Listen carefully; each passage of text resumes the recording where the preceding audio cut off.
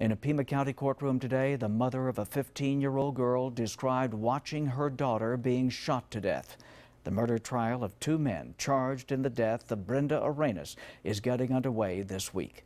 Not in Your Side's Craig Smith was there for the emotional testimony.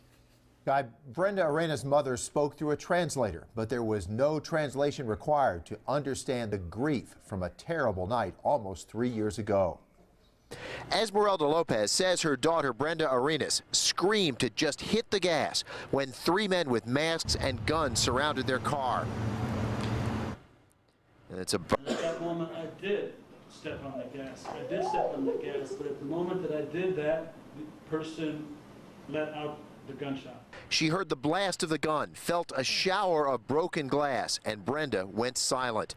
Temporarily blinded by glass in her eyes, she tried to drive for help. I just asked for God to help me, and I put the car in reverse. I couldn't see. I could just see blurred. As she drove to find help at a nearby convenience store, she felt all over her daughter's body, hoping for some sign of life. When she wouldn't respond, I would say, "Don't take her from me, dear Lord. Don't take her from me, dear God." But after they met an ambulance and reached the hospital, a doctor told her Brenda was gone. Later, the prosecution called Juan Carlos Leon. He said he and his cousins, Oral and Christian Vasquez, planned the home invasion of a house they thought contained drugs. They came away with no more than a purse and an iPod. Leon says he waited in his own car and saw his cousins attack Brenda Arenas' car when they apparently thought it was a threat. The defense is trying to cast doubts on his testimony, emphasizing he traded his testimony in return for a lighter sentence.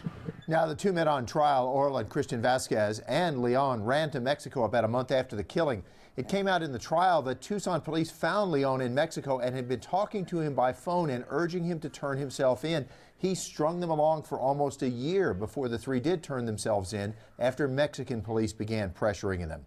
That's a different story than they told KGUN-9 in a jailhouse interview after they did surrender. They said drug lords that employed them told them to give up because the fact they were wanted was bad for business. And that interview will figure into this trial? We do expect prosecutors to play it in court, though the men said they were pressured to turn themselves in for the crime. They never flatly admitted they did it in that interview. Thank you, Greg.